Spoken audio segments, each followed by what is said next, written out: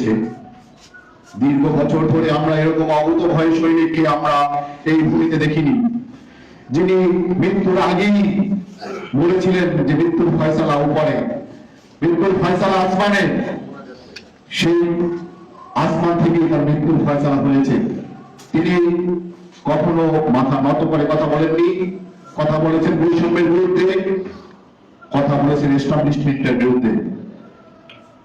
বছরের পর বছর নিষ্পেষিত মানুষের পক্ষে দাঁড়ানোর মতো একটি ছেলে আমাদের ছেড়ে চলে গেছে। তাকে হত্যা করা হয়েছে।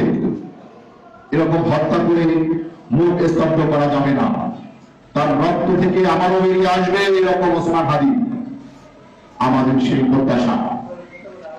আমরা প্রথম পর্বে ওসমান হাদির কর্মজীবন নিয়ে কিছু কথা বলবো।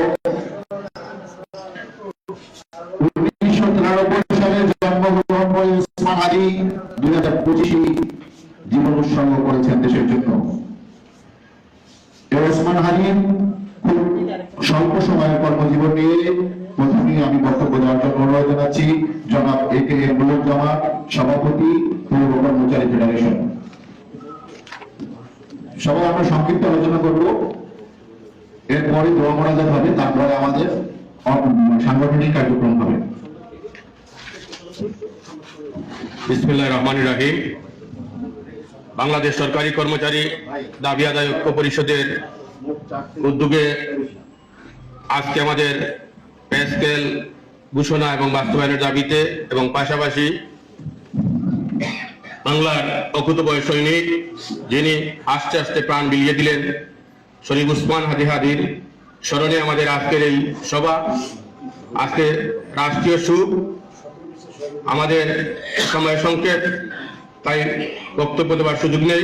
আজকে সভার সম্মানিত সভাপতি, উপস্থিত বিভিন্ন ব্যক্তিক এবং জাতীয় সংগঠনের নেতৃবৃন্দ, উপস্থিত প্রিয় কর্মচারী ভাই ও বোনেরা, আসসালামু আলাইকুম।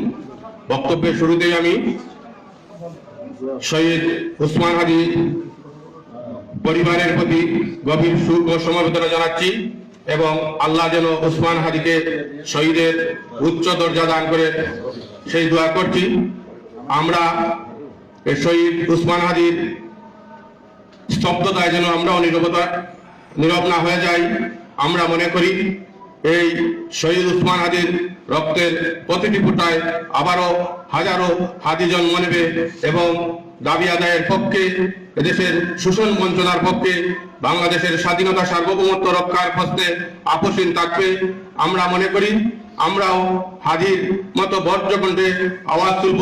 আমাদের রুটি রুজির যে ন্যায্য অধিকার পে স্কেল, সেটা অচিরেই সরকার মেনে নেবে এবং আমাদের এই পে স্কেল 1 জানুয়ারি 2026 থেকে ঘোষণা করবে। আমরা আজকে নেতৃবৃন্দ পরবর্তী সিদ্ধান্ত জানাবেন, নেতৃবৃন্দের পরবর্তী সিদ্ধান্তের অপেক্ষায় থাকলাম। আপনারা যারা এখানে উপস্থিত হয়েছেন সবাইকে আমার প্রিয় সংগঠন বাংলাদেশ পৌর কর্মচারী ফেডারেশনের পক্ষ থেকে অভিনন্দন এবং শুভেচ্ছা জানাচ্ছি।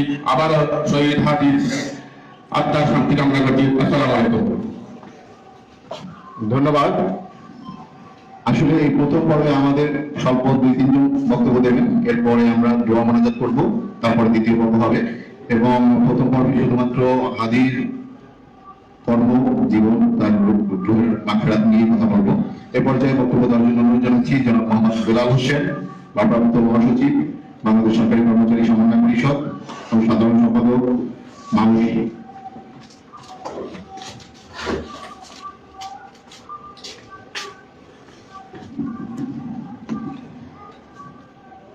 বাংলাদেশ সরকারি কর্মচারী দাবি আদায় ঐক্য পরিষদ কর্তৃক আয়োজিত আজকের এই শহীদ স্মরণের আলোচনা সভা এবং দাবি আদায়ের কর্মসূচি নির্ধারণ সংবাদ সম্মেলনে উপস্থিত আমাদের আজকের সভার মুখ্য সমন্বয়ক ওয়ারেদ ভাই সহ বিভিন্ন স্তরের নেতৃবৃন্দ,